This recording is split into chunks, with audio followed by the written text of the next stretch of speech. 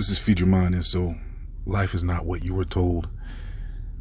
And the reason why I'm saying that is because no matter what denomination you are in, whether you are atheist, agnostic, or if you believe in God, or no matter what religion you're in, it all comes down to one basic thing, is that we are not alone here on this earth.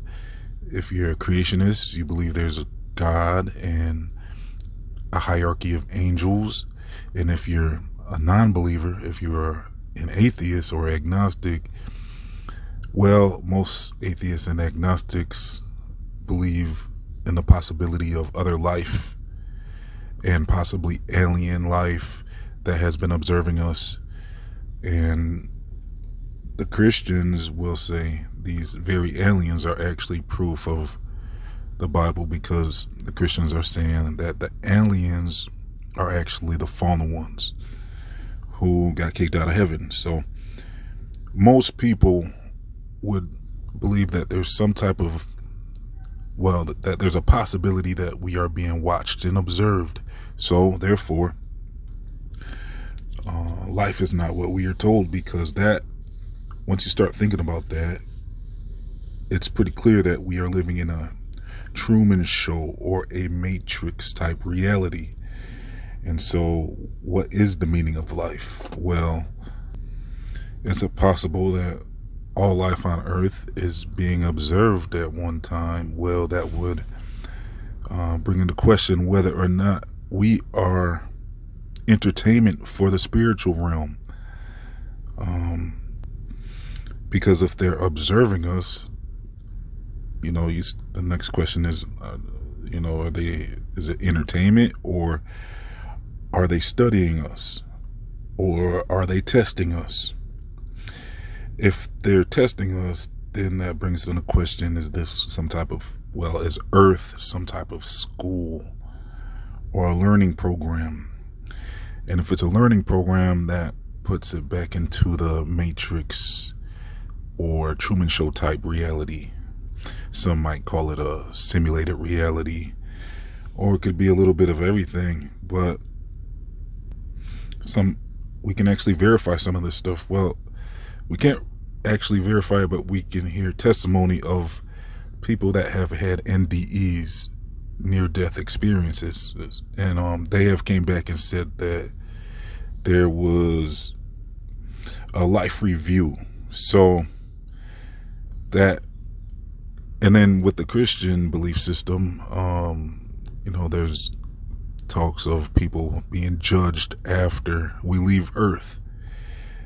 And so if there is a life review, that would bring into question whether or not everything we're doing on this earth is being recorded. So I've looked up and I've saw the stars before, and I know the stars are there even in the daytime, but we just can't see them in the daytime. So I've questioned if the stars are actually cameras, or maybe angelic beings recording us. But then you can actually go deeper and question if all eyes are recording us, all eyes and ears of the people around us, including your own eyes and ears. Because in this life review testimony, they clearly say it's like, people have said it's some type of place that you go to after you're done in the in the physical realm, and you end up, your consciousness ends up in another place. And in this other place, they actually have said that there's, like I said, a hierarchy of organization in the spiritual realm, and that's what archangels are. And then above archangels will be God, the creator. So if that suggests an organized structure in the spiritual realm. And so these people from the experiences, the NDEs, have said that they went into it was almost, some people have even said like a courtroom type environment with beings that, some have said it was a tribunal of beings that were judging the life that person had lived on Earth. And or you might want to question if there's just one being, which would be the Creator, judging us.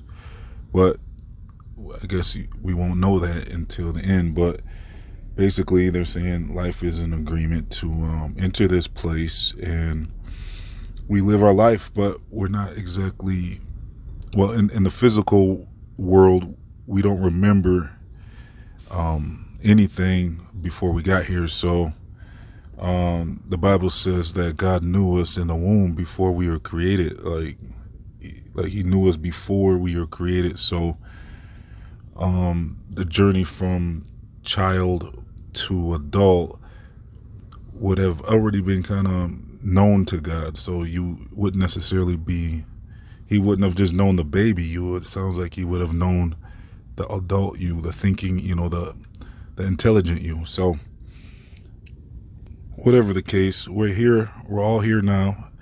We're all multiplying, and there's new souls being born, and it appears that we are here to live our life and live normally as possible. And that's where the whole thing with the flat earth comes into question, because, well, gets involved in this discussion, because with the flat earth information, people start to awaken to what we actually are, and it goes from just living your life normally and going to work every day and, coming home and, living a normal life, to being aware that you are in a actual constructed place for you, and you begin to understand that there's evidence that this place was definitely created and we are put here. So you start looking at things different, and you might not behave as normal as possible anymore, because you're aware now, and you're becoming aware of that there's more to this place than what it seems. And so you become enlightened. But as far as living normally, the Bible actually left us instructions, and some people have said the Bible is an acronym for basic instructions before leaving Earth. So in this Bible, we are given, well, at the very least you can take away from it is there's basic instructions in there of how to treat others, and you don't want to interfere with others' free will. And so you don't want to really affect others like that. And as far as the beings observing us, it seems like they're not really supposed to interfere with us. So it's supposed to be just like a watcher, almost. If you saw the Marvel What If series, they had a series where there was a watcher. He's just watching the world. He's actually watching all realities of the world, and that's just what they do. They watch, and they're not really supposed to intervene with civilization. So the spiritual world really isn't supposed to intervene with the affairs of humanity, and that's actually one of the things that the atheists have a problem with, because they say, like, how could God allow so much things to happen on this earth? But it's really supposed to be, there's supposed to be limited intervention.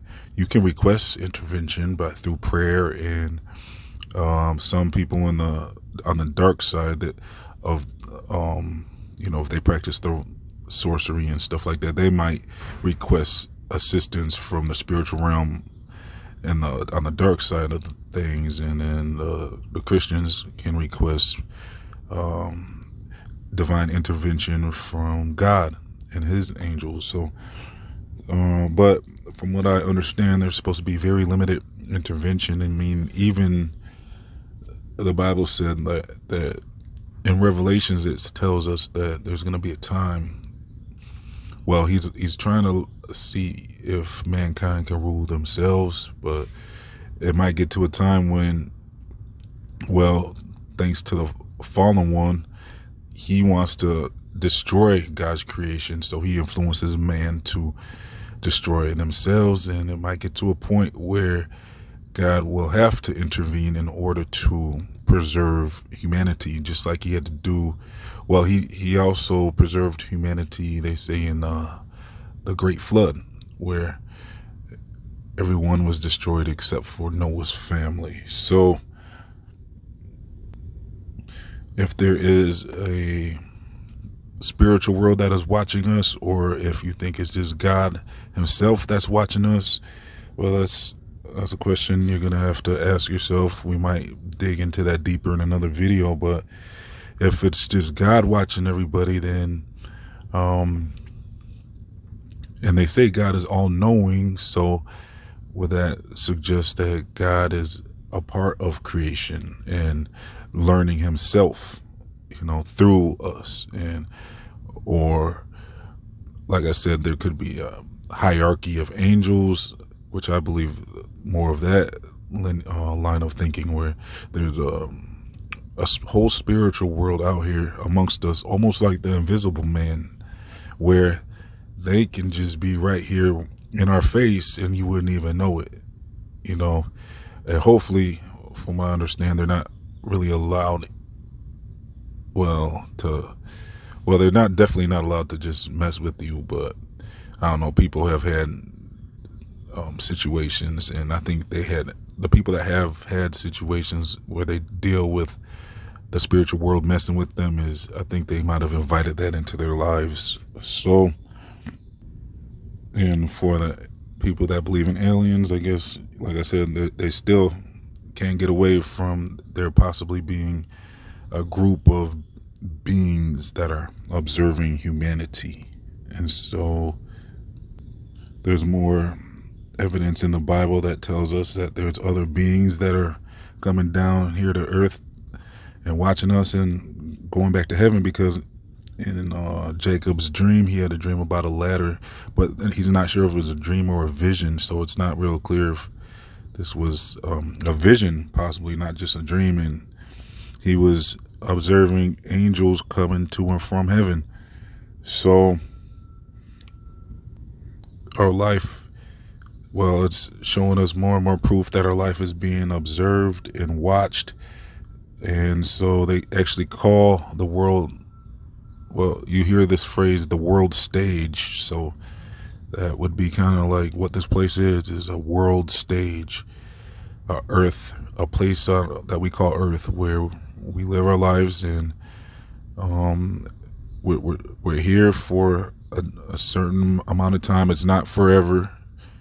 The end is always near, because our lifespan at the moment is around 80 to 120 years. So somewhere around that time, people expire, and based on how you lived your life, most people would say that there's a place after this, after you leave here, where you're gonna be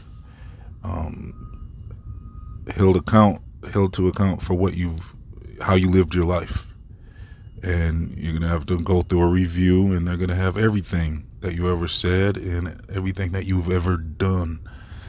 So that seems to be a pretty basic and common understanding about life after and what happens after, and the sentencing part, as far as, do you get punished for anything about what you did here?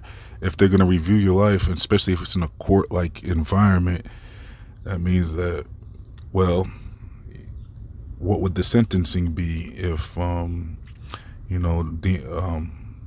after they review your life? Is there going to be a sentence, or what happens after you review your life? Like, so that's a whole nother discussion. You might want to have that discussion in the comment section. I would like to know your thoughts on this discussion that we've had. Is life are we in some type of school, or do you think we're being observed?